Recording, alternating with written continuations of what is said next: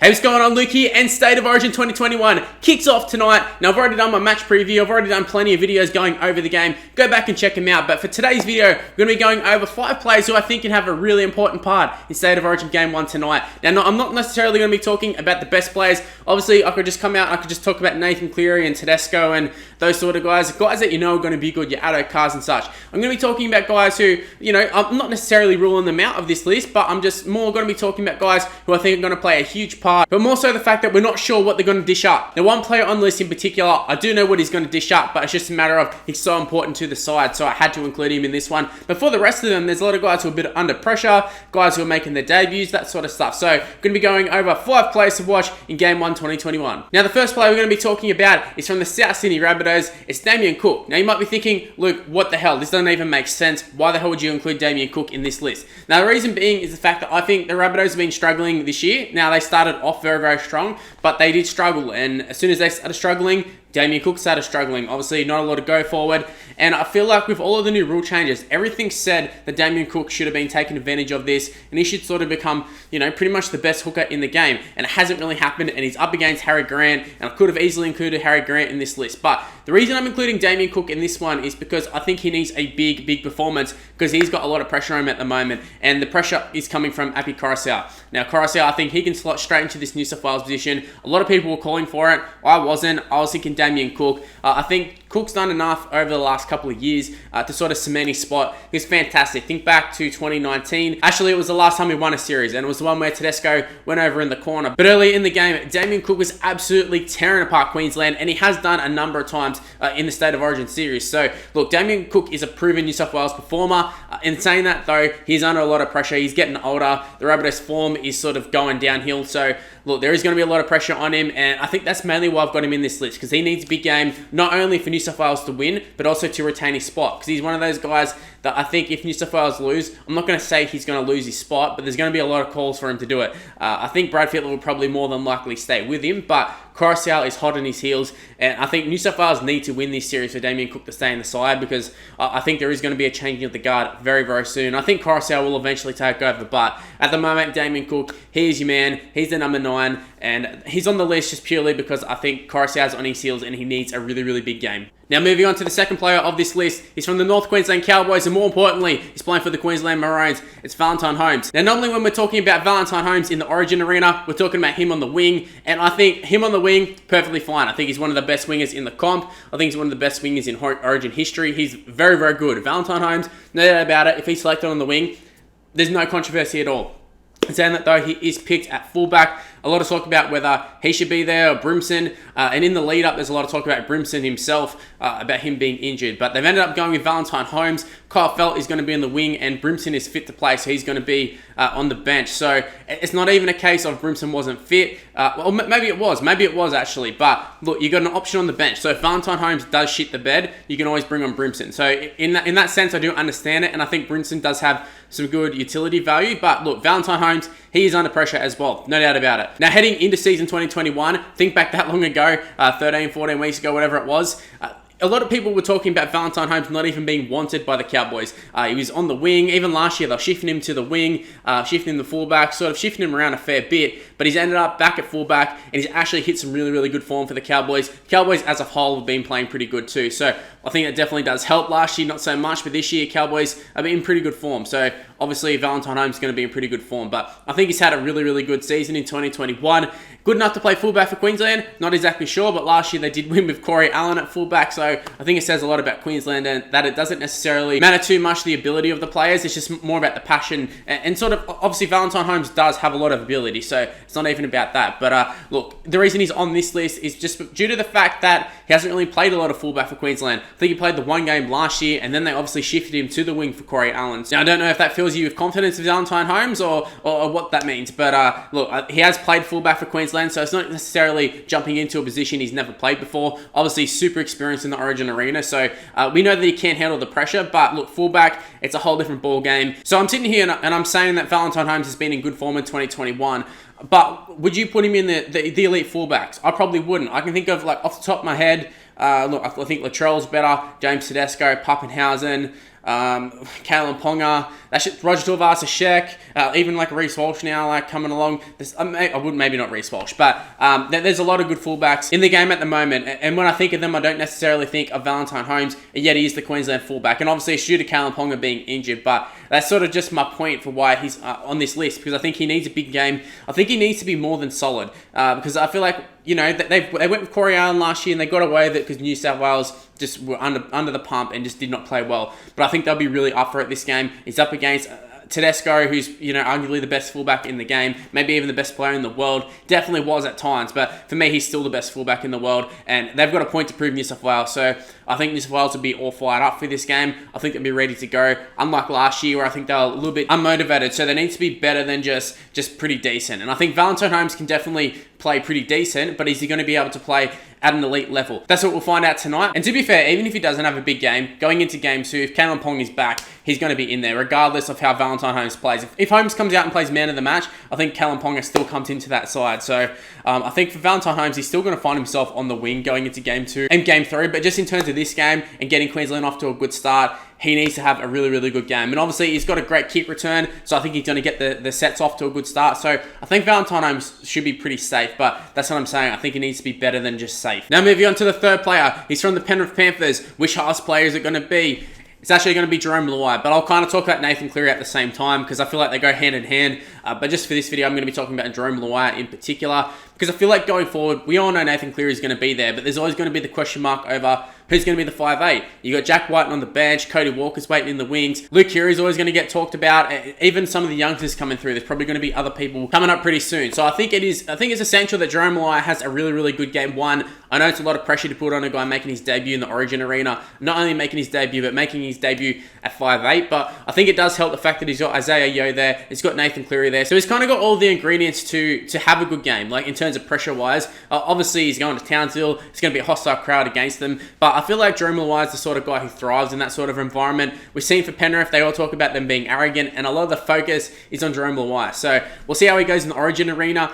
Is he going to step up? Because last game that we saw, Nathan Cleary and Jarome Luai, and just Penrith in general, the big pressure game was the grand final, and they got absolutely destroyed by Melbourne. And funnily enough, a lot of the Melbourne side are Queenslanders. So look, you got Cameron Munster there, you got a lot of big game players. So if history's anything to go by, it does say that both of these guys don't really step up in big games. I mean, Nathan Cleary has proven in the past that he doesn't necessarily stand up for New South Wales. I think he got player of the series last year, but that's sort of like I don't know, no one really played good, so I guess he had one good game, so we'll give it to him, rather than he was actually really, really good. Because we've seen in the past when they actually won the series, yes, he was there, but he wasn't like a big important part of the team. You'd say James Maloney was probably more important, whereas Nathan Cleary sort of took a back seat, defended pretty decently, but look, everyone else kind of got the job done. And I think that's been a big talking point with Nathan Cleary. And it wasn't until last year that he really took off, and then now he's sort of that state of origin caliber player, whereas we're sort of picking him on potential. So look, Nathan Cleary, he's always going to be there, and that's the reason he's not in this list, because I feel like there is pressure on him, obviously just because he's the halfback, it's natural. Same as Della Cherry Evans, but I haven't put Cherry Evans on this list because same thing, like it's expected for them. And also, you know, going into game 2 and 3, we know Nathan Cleary is going to be there, but we don't know if Jarome Luai will be there. So I think Jarome needs a huge game, and I expect him to have a pretty decent game. I was talking about Valentine Holmes needs to be better than just solid. I feel like Jarome Luai can get away with being just fairly solid because I think he's got the team around him to get the job done, and he's got Nathan Cleary there who's very experienced in the Origin arena at this point. You've got Damien Cook, who's been there for a long time. Tedesco, best player in the world, you could argue. So he's got a very, very good team around him, and he's got a good core around him. So I think he's got a lot to work with, but if he does come out and he does play pretty bad, I mean, he wouldn't be the first 5'8" to do it. So Cody Walker, didn't think he was great. Luke Keary wasn't great. So a lot of the times these guys making their debut don't really play the best in their first game. So I do think if he doesn't play well, there's going to be a lot of pressure on him. And also, you got Jack Whiten on the bench too, and I'll get into that later, but you got Jack Whiten on the bench too, who could even come on in that 5'8" position, because there was a lot of talk that he was going to get picked there. He's your reigning Dally M medal winner.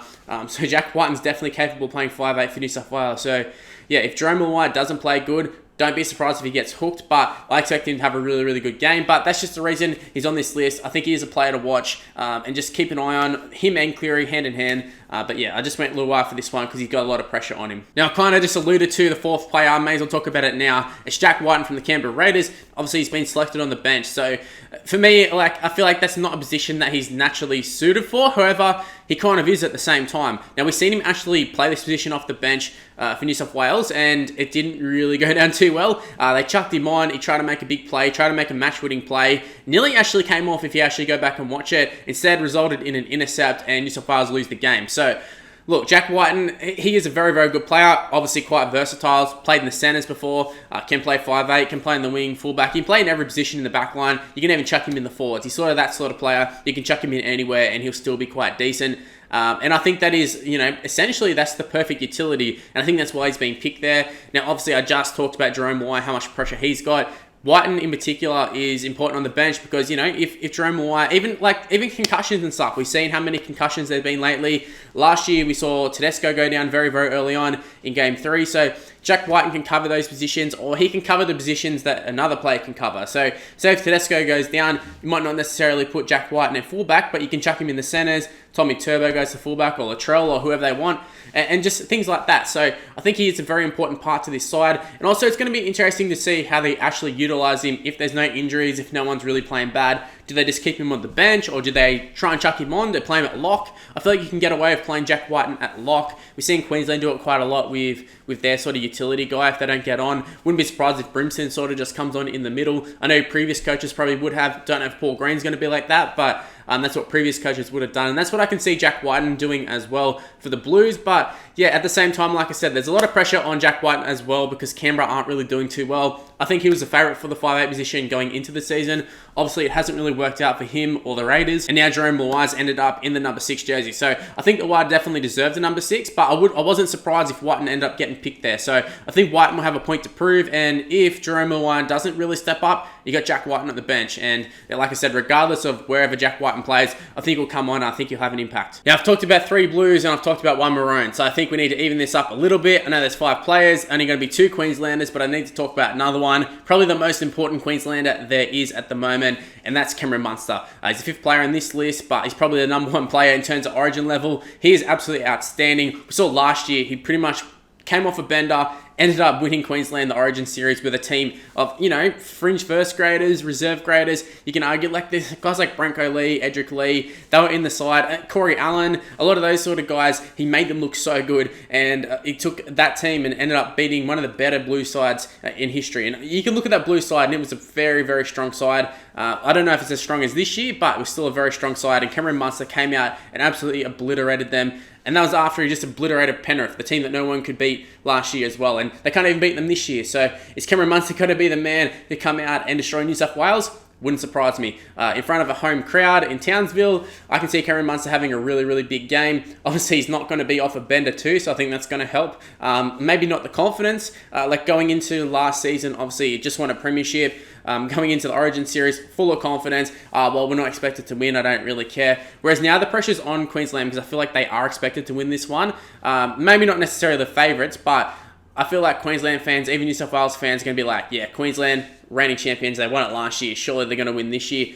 Even though I feel like New South Wales have the better team on paper. So, well, Cameron Munster, he does need a big game, but I feel like I'm talking about Cameron Munster as if he doesn't deliver in every single Origin game. So, look, Cameron Munster is going to deliver, and he's on this list because I know he's going to deliver. It's just a matter of, is it going to be enough to actually get Queensland the win? Is he going to have a great individual game and Queensland lose? It's possible, but look, it's also possible that he comes out, he lifts everyone around him, Queensland end up lifting and win the game, and it's due to Cameron Munster / Cherry Evans, but mainly Cameron Munster. Now, obviously, there's going to be a lot of talk about Harry Grant, and there was last season, there is this year. Obviously, he hasn't really played too much NRL this season, and he hasn't even played 80 minutes at all this season, and they expected him to pretty much do that in his first Origin game, or his first start, I should say.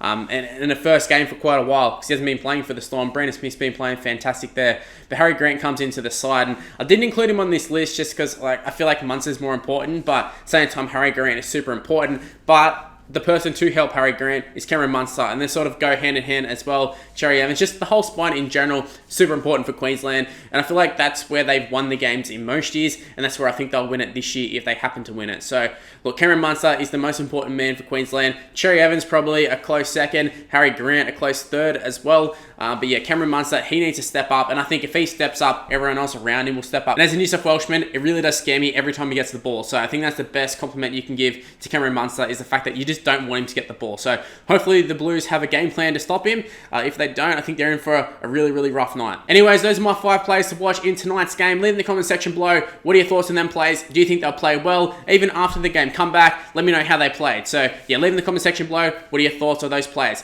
Anyways, that's how I'm going to end this video. Hopefully you did enjoy. If you did, go ahead and smash the like button and subscribe to the channel if you're new around here. Turn on the notification bell. It's super important in terms of you actually seeing these videos. You don't want to be relying on the sub boxes. They're pretty dodgy. So use the notification bell, get a notification on your phone or your devices, and just click on it. Leave a first comment, leave a like, do whatever you want to do, but just make sure you watch the bloody video. Also, while you're at it, go ahead and give me a follow on social media. It's on the screen right now. It's Mr. Luke on YT for the most part. It's Mr. Luke just for Facebook, but everything else is Mr. Luke on YT. Just go ahead and give me a follow and a like on that. And that's where I'm going to end this video. State of Origin is on tonight. I'm super excited. Obviously, as you can tell, I'm absolutely buzzing at the moment. So keen to see how it goes. Hopefully New South Wales win, but good luck Queensland, and may the best man win. Thanks for watching. I'll see you next time. See yous.